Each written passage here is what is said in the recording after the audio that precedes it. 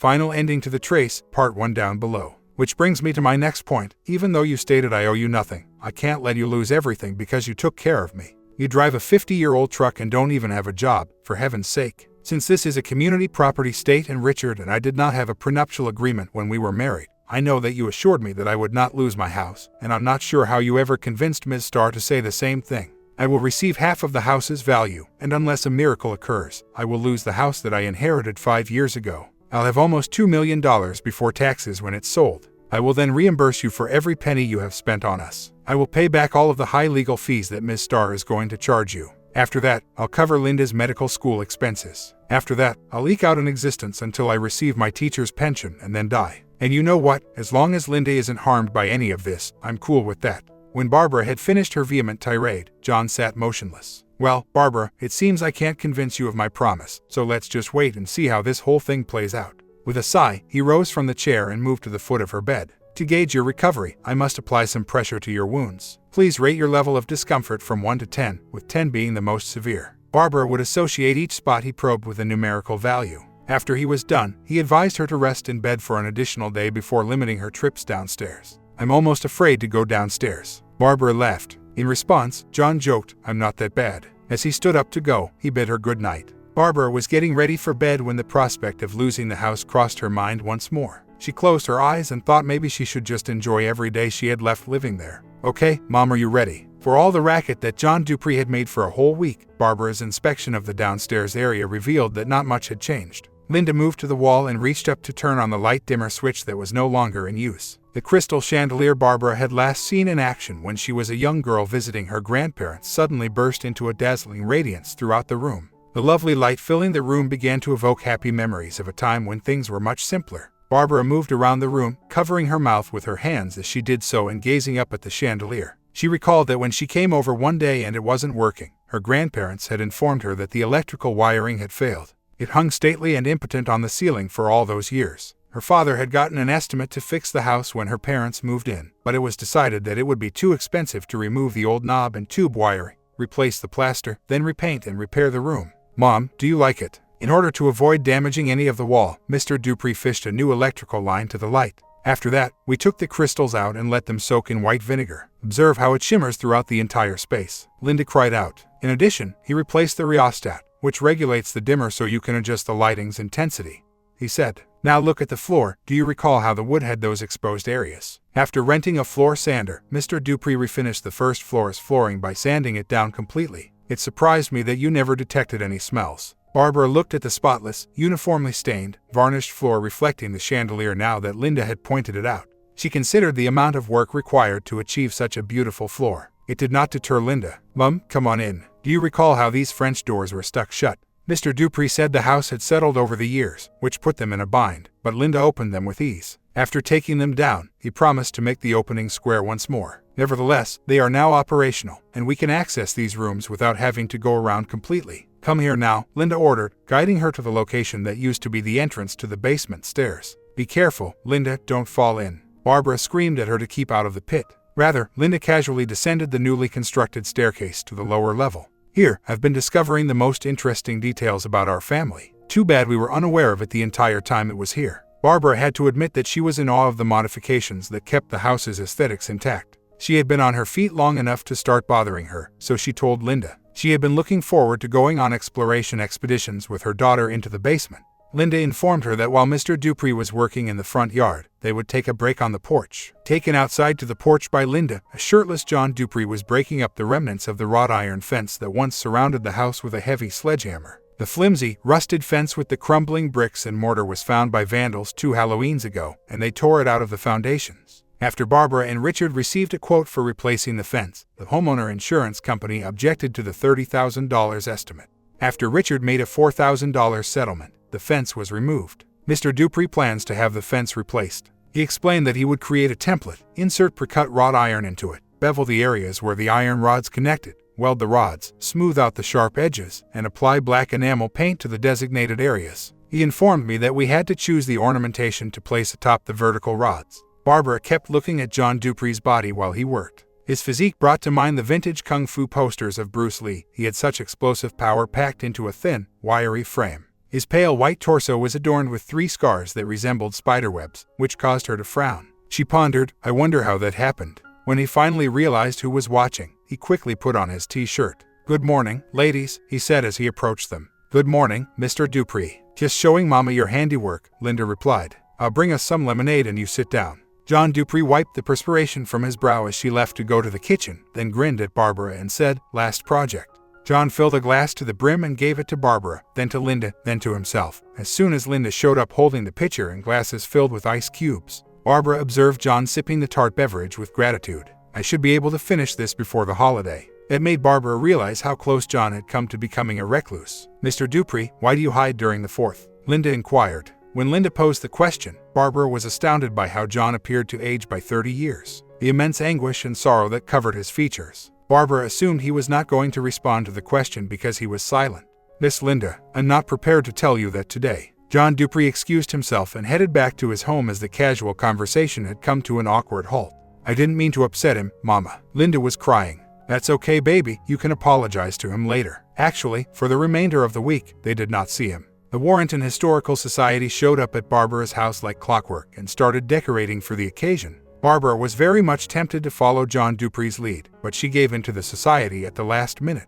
It's unfortunate that just when I needed to deny them, Barbara thought to herself, I would lose my courage. Next came the 4th of July, when the country celebrated its birthday and John Dupree's house was silent and mute once more. Members of the society flocked in large numbers to enjoy Barbara and Linda's hospitality. Barbara literally ran into Richard Lovett while she was rushing around to fulfill an elderly woman's request for a pillow to support her back. Richard, what are you doing here? A startled Barbara questioned. Since you put your law firm on me, I thought I'd take my fiancée to see the house she will eventually live in, he growled. A smug smile crossed the brunette's face as she walked over to Richard's side and threw an arm around him. She was the one who, as Barbara lay defenseless by the side of the road, had laughed at her. The woman teased Barbara, saying, I'm going to have so much fun redecorating this house. My mother is the president of the Warrenton Historical Society, so you may recognize her. She has been whining for years about how these matters needed to be under society control. Richard and I will buy this at auction when it becomes available following your divorce. Barbara was dumbfounded by Kim's blatant audacity, her gaze fixed on a big gold locket hanging around her neck. Where did you get that locket? She asked the intruder, her eyes narrowing to slits. The question came as a surprise to Kim. My mother gave this to me years ago. Barbara suddenly reached out, grabbed the locket, and snapped it off the startled woman's chain. You damn woman, I'm going to have you arrested for battery and theft of property. Kim bellowed. Listen, woman, this locket was stolen from this house 5 years ago when we were hosting your precious society, yelled Barbara back. My mother had owned it, and it seems your mother took it. A police report and a homeowner insurance report were filed recently, both of which included color photos of the locket.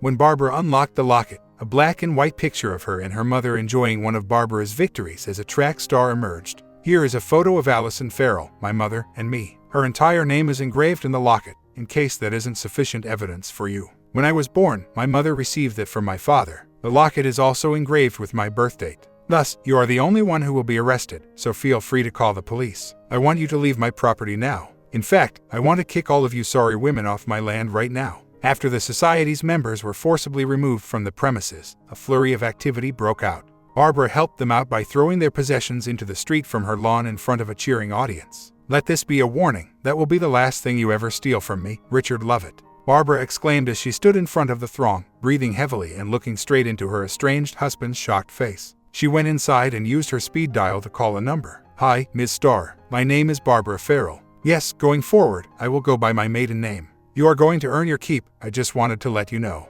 After she finished explaining everything, her lawyer went into damage control mode and called the Warrenton prosecutor, giving him all the information regarding the disagreement. Now, I'm sure the president of the Warrenton Historical Society is going to come to you and say that Allison Farrell gave that to her as a gift, she said as she concluded the discussion. You must never forget that Mrs. Farrell passed away 5 years ago. The locket is documented and captured on camera in her estate's probate files. Following Mrs. Farrell's death, the Lovett family's homeowner's insurance policy includes a listing and picture of the locket. The photo is also in the police report. So, how did Mrs. Farrell present the gift to her after her death? As it happened, the mayor, the chief of police, the president of the Historical Society, Richard Lovett and his fiancée, and their spouses were all met by the prosecutor. Since Allison Farrell had given the locket to Barbara Lovett, they were all calling for her head. The prosecuting attorney promised to investigate the situation and decide if criminal charges were appropriate.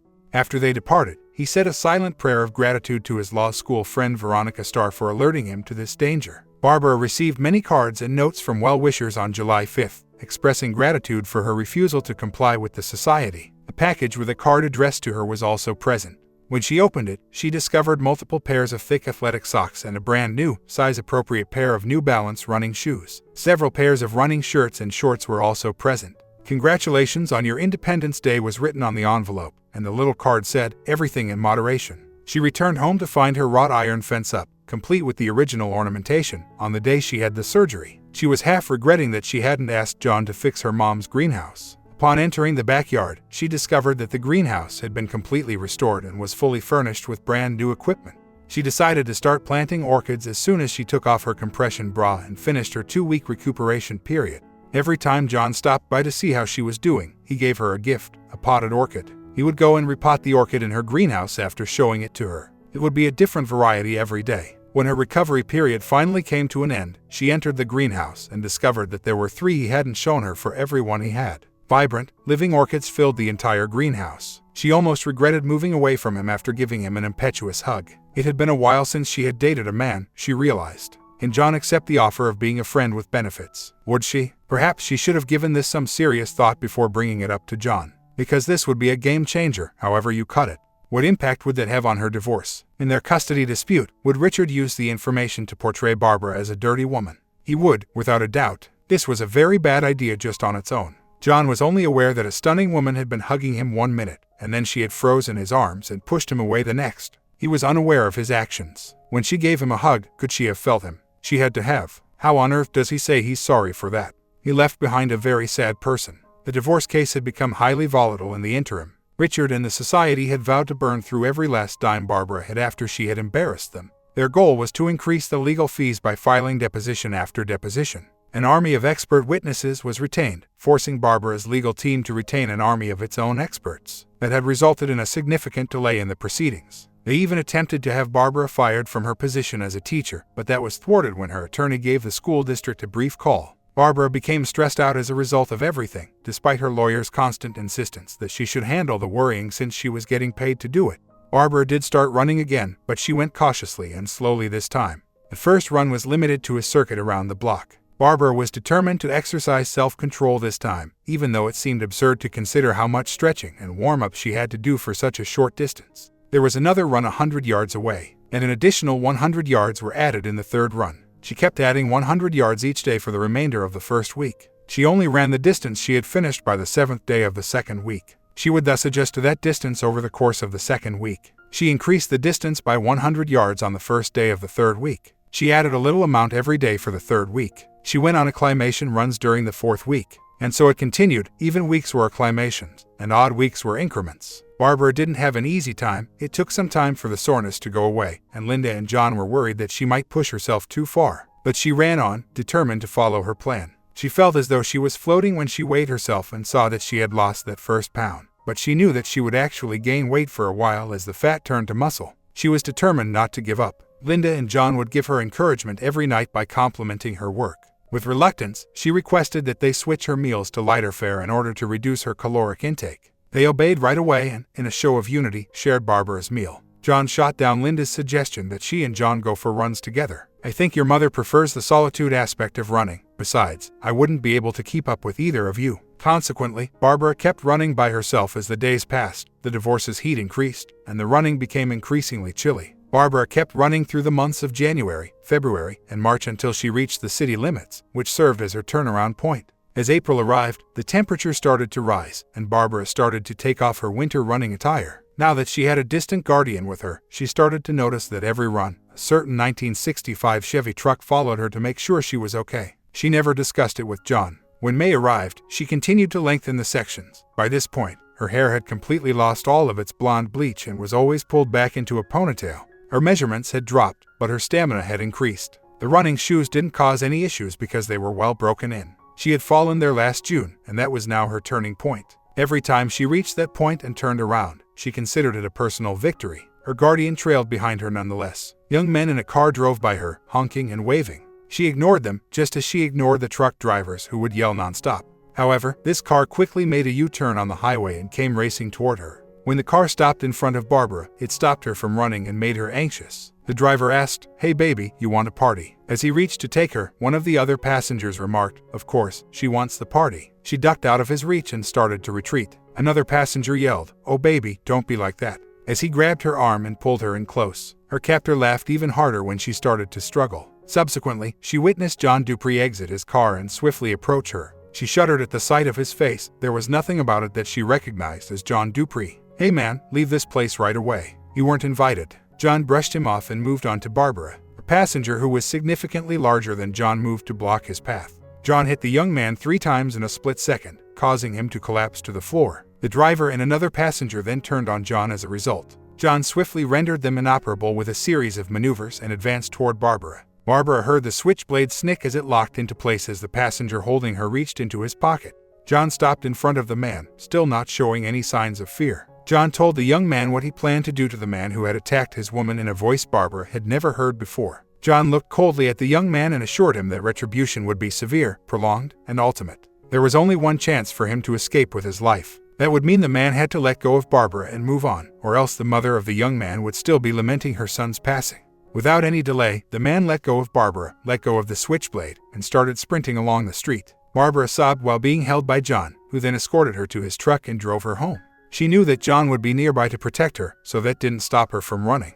The young men who had attempted to attack her were never seen by her again. Thus, once more, the only thing that detracted was the sporadic honking of passing cars. She had come across an empty stretch of highway encircled by open fields while out for a run one late afternoon. She came to a sudden stop upon witnessing a magnificent elk emerge from the forest and make its way to a nearby pond in search of water. She noticed John pulling up to see what was wrong as she watched. He approached her and positioned himself behind her while they both observed the animal drinking in silence. After satisfying one need, the male elk moved on to satisfy a more basic need when a herd of female elks emerged from the forest. They watched the big antlered elk, determined to pass on his heritage to his progeny, powerfully mount each doe in his herd. Subsequently, the herd gradually returned to the forest, abandoning Barbara and John in the tense, electric atmosphere. Barbara was aware that she would jump on John and they would have slept together right there on the highway if they had stayed. Reluctantly, her mind telling her to stop, she stepped away from him and ran on. With a sigh, John returned to the truck to follow his neighbor, watching as her alluring figure vanished into the distance. When Barbara went to see Richard's deposition, she was astounded by how she cut him open and made him bleed from 1,000 wounds.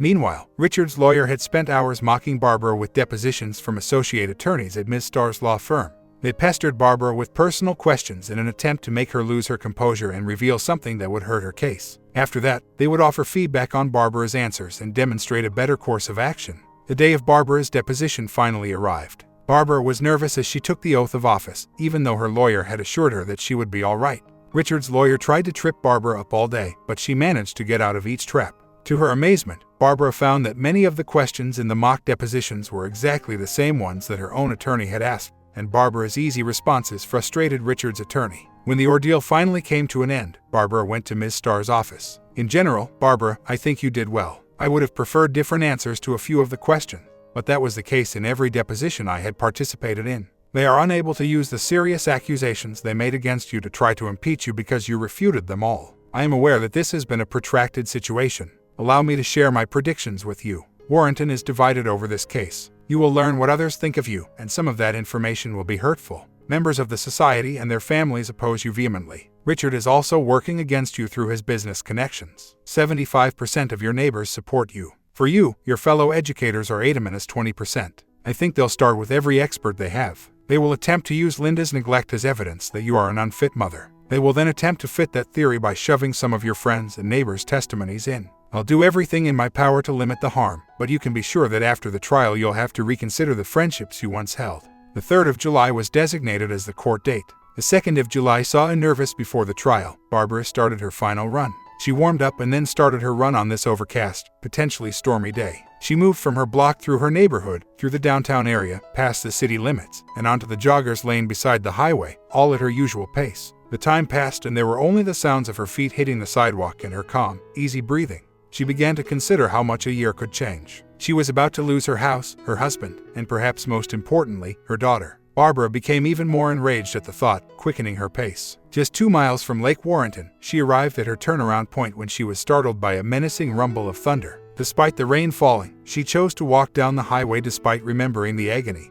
and embarrassment she had experienced on her first run. The thunder roared from the heavens, and the rain never stopped. Barbara was not intimidated. On the contrary, she dared the weather to get worse as she picked up her pace once more. As she flew down the highway, her thoughts were filled with memories of the humiliation she had to face, the pain Richard had caused her and Linda, and the loss she felt for her mother. Barbara continued to run even though her breathing accelerated, her muscles complained of pain, and her heart raced. As the rain covered her body, she realized she had reverted to her sprinter kick and there was no finish line in sight.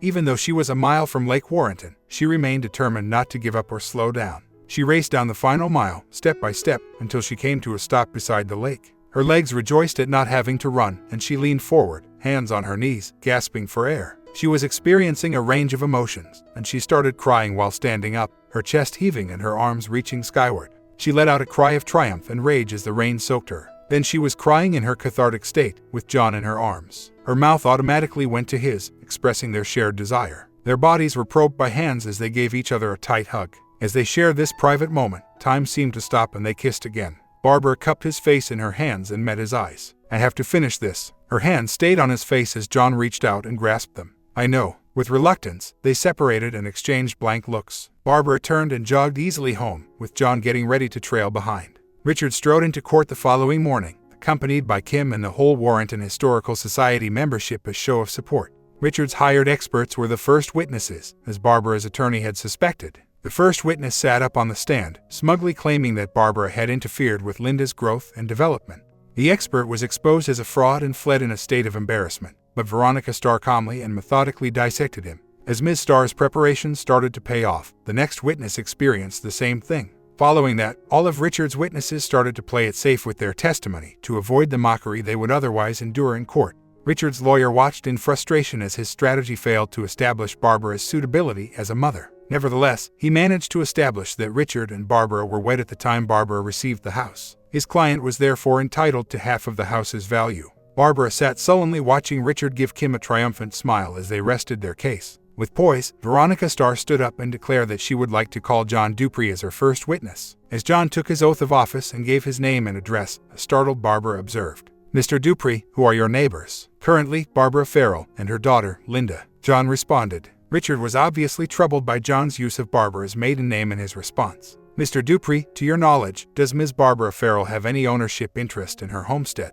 Barbara was taken aback by John's composed response. "No, she does not." That broke Barbara's heart because the man she trusted and relied on so readily betrayed her. She watched John sitting calmly on the witness stand and silently screamed, "Not again." Huge smiles appeared on the faces of Richard and all his henchmen. "Why does Ms. Farrell have no ownership interest in the house she is residing in?" Ms. Starr persisted. "Because I purchased the house 9 years ago from Ms. Farrell's mother and have been the title owner ever since." As shocked and incensed witnesses attempted to process what John Dupree had said, the revelation erupted into chaos in the courtroom. The judge angrily gavelled the court back into order as Barbara slumped back, trying to make out how and what was happening. "Mr. Dupree, I am showing you what has been marked as Exhibit Number 1 and ask you what that is." "That is the warranty deed Mrs. Allison Farrell gave me when I purchased her house 9 years ago." "Mr. Dupree, I am showing you what has been marked as Exhibit Number 2 and ask you what that is," Veronica Starr said, picking up another piece of paper. "That is my canceled check for the purchase of Mrs. Allison Farrell's house from 9 years ago in the amount of $4 million.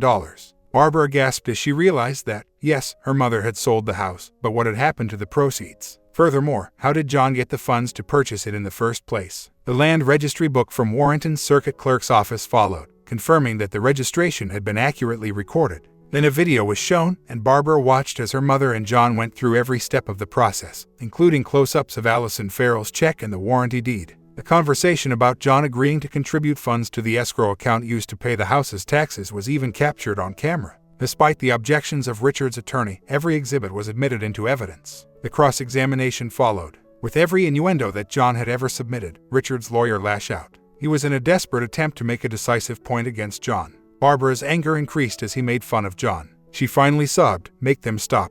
To her lawyer, the judge gave her a sidelong glance but said nothing regarding her outburst. Richard's lawyer asked, "Mr. Dupree, you expect us to believe this contrived story of you buying Mrs. Allison Farrell's house?" While grinning at the agony he was finally causing Barbara. "You want the protection of this country's courts, you jobless jerk who doesn't even trust in it. How can you expect the court to believe your web of lies when you are such a despicable man that you refuse to even celebrate the 4th of July? John took the lawyer and before speaking, "My family was fairly well off when I was born. I could really buy everyone in this room 5 times over, and I would never regret the investment.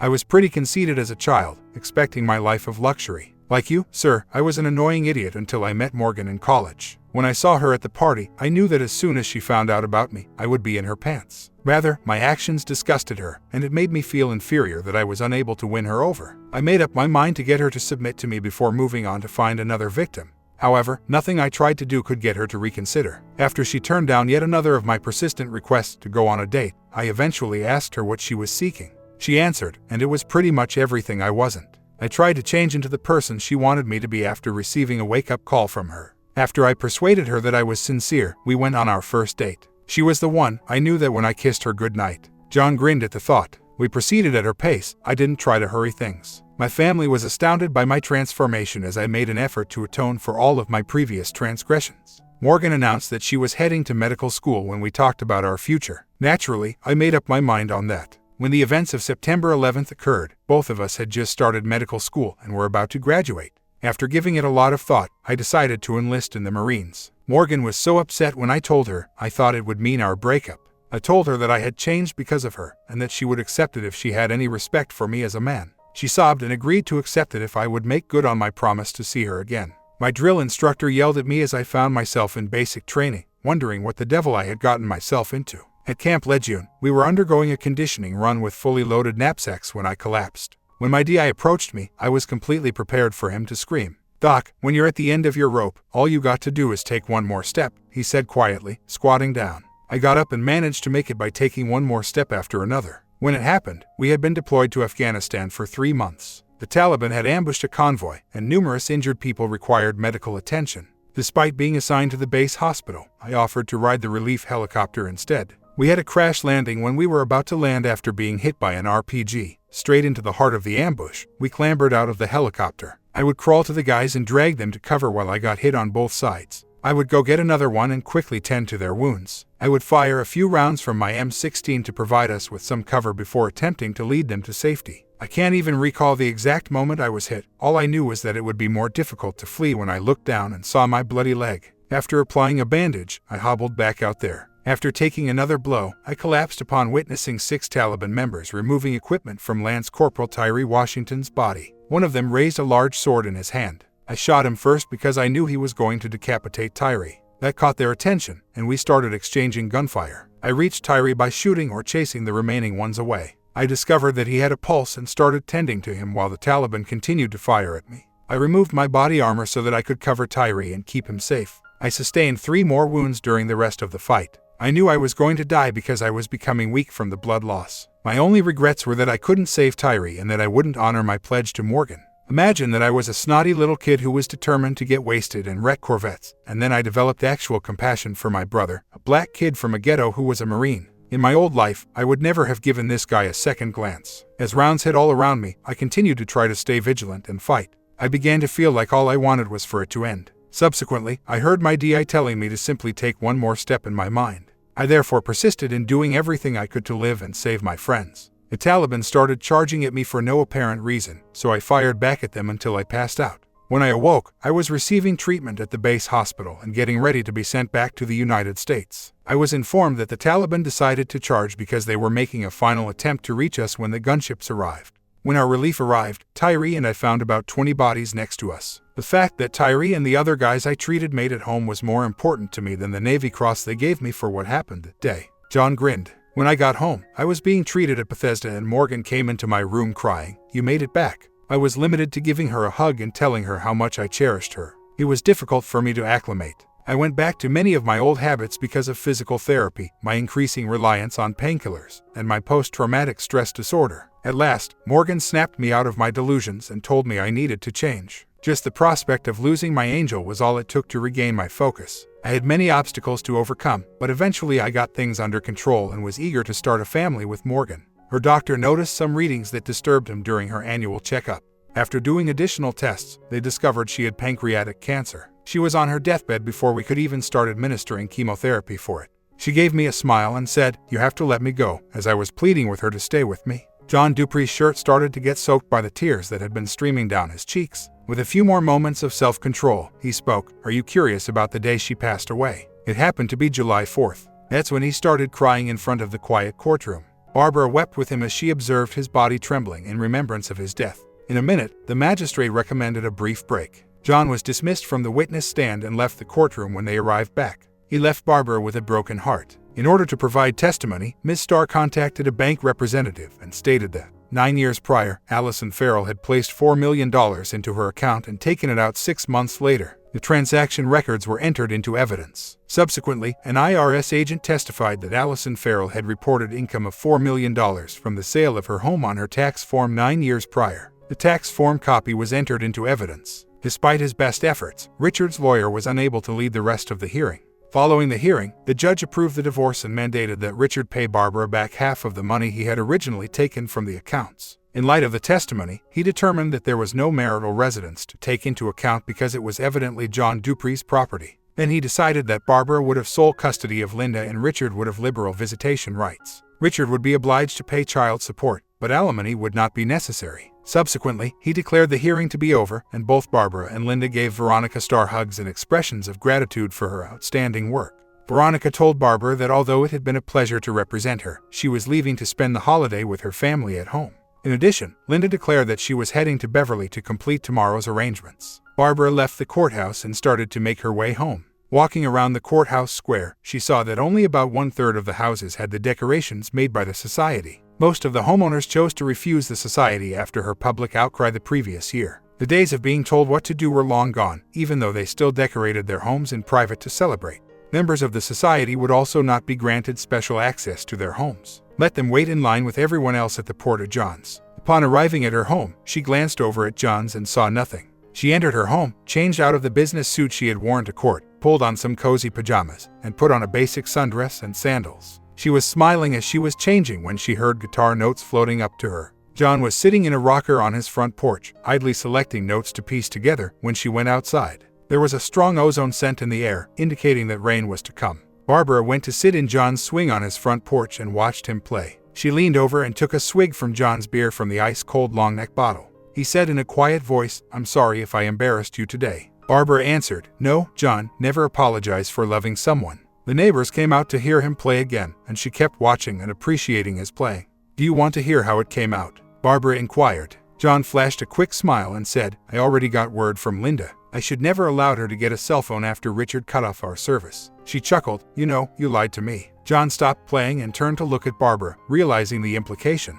"How?" he asked. "You assured me that I would keep my house. It turns out I did, all along without realizing it." "Barbara, did you really think I was going to keep your house?" he said with a mischievous smile. "I will return the house to you upon the divorce's finalization, and you will receive $4 million in your bank account. However, the amount was closer to $5 million the last time I looked. How did you and Mom get away with this? After I moved here, your mom and I became close friends. She assisted me in directing my grief over Morgan. She spoke about you all the time. Although she was incredibly proud of you, she was concerned that you would wed Richard. She bemoaned the fact that it was too late to get a prenuptial agreement signed by the two of you. You'd be at his mercy the moment she passed away." John paused, took a sip of his beer, and carried on. "She came in one day requesting a favor. If I were to buy her house, she asked. I expressed my displeasure to her about losing her as a neighbor. She informed me that her plan was to ensure that Richard was never in possession of her home or property. We would do a deal where I would actually purchase the house and give her $4 million. She was in charge of maintaining the accuracy of all the records in her capacity as circuit clerk. She would go through the land registry book, skipping a line and going through the numbers in the order that each title was recorded. She would go back a few weeks later and record the warranty deed retroactively, filing it under all the other transactions. In the computer records, she took the same action. That's why, during the course of you probating her estate, nobody ever noticed. She was still the legal owner of her house. Regarding the $4 million, she gave them to me to invest on her behalf after taking it out in cash to avoid any paper trail. So Richard would never discover any financial connection between her and me." Barbara sat there, thinking about all the little things her mother had to go through in order to save her home. Had it not been for her ability to devise strategies, Barbara might very well have found herself without a place to live today. If John hadn't been in that situation so frequently, what action would she have taken? "You told us up there that you were simply following all those steps to reunite with the woman you love. Everything you did to win her love back when you returned. I was wishing I had your bravery, I was thinking. You do possess that courage, Barbara," John said, glancing at her. "You have taken on every challenge head-on and have been fighting against the odds. You've completed all the necessary steps. Stunned, Barbara said to John, "No, I need to take one more step." Raising her hands, she extended them toward John. She pulled upward to signal for him to stand up once she had him place his hands in hers. She then escorted him upstairs and into his bedroom inside his home. There, she planted a gentle kiss on his lips, then used her finger to gently trace the line of her kiss. And after that, one more kiss. She broke it off and stroked his face, staring at him. She moved closer to him, putting her body against his as she leaned in for another kiss. John now wrapped his arms around her, enfolding her, ensuring that she wouldn't get away. John held Barbara close to him, and she had no desire to try to get away. "John, I can't compete with a ghost. It's unfair to Morgan, myself, and you. Like me, she loved you for who you are. John, you have my undying gratitude for restoring my faith in life. I'll be content if I can just have a small portion of your heart. Just keep in mind that you love Morgan just as much as I do. As long as you have a slight affection for me, I won't mind if you spend the rest of your life loving her. So, grieve for the woman you love both now and tomorrow. I'll be here to greet you." She knew that John was observing her as she quietly got out of bed, dressed, and left. On a beautiful morning, the 4th of July, Barbara sat on her porch, watching her daughter keep an eye on the group's activities in her yard. At Warrenton General Hospital, Linda offered her services as a volunteer nurse's assistant. In that role, she extended an invitation to the children's ward to stay at the house during the holiday. She was now occupied with supervising the physicians and nurses while they prepared everything for the kids and their families. She was approached by small patients who wanted to give her a kiss as a thank you for a great day. Adults gave her hugs and smiles for bringing joy to their child. As the gatekeeper, Linda also took on this responsibility. Linda would greet any society member who attempted to enter and inform them that they were not welcome. The member would repeatedly attempt to grab Barbara's attention in an attempt to override Linda. Barbara would simply look past them until they gave up in defeat. As the day went on, John Dupree was nowhere to be seen, as was to be expected. Then, as if it were a nightmare, her now ex-husband Richard was at the gate, battling Linda to let him see Barbara. Barbara glared at Linda and gave her father permission to enter with a nod of her head. Linda reluctantly moved aside to make room for her father, who approached her with a tense smile. Barbara was listening vaguely as Richard started a long, meandering speech. She had a sneaking suspicion that it would conclude with a request for permission to return home. She was certain that Kim broke up with Richard as soon as she realized she wouldn't be living in a mansion. He kept talking endlessly, and all she could do was wish he would hurry up and finish so she could tell him no and be done with it.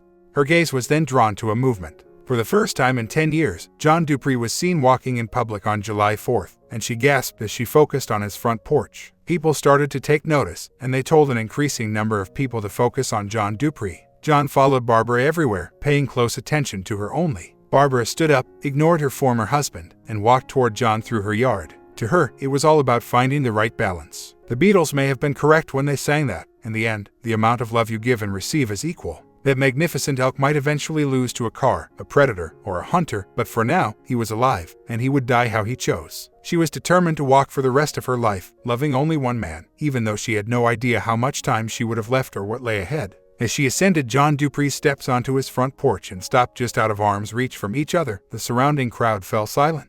Gazing into his emerald eyes, she felt a sense of lust, eagerness, and love. The frailty of his spirit while he awaited Barbara. She was aware of the signals coming from her eyes. She remained just out of his reach, staring at him with all the love she possessed. She then proceeded to take one more step.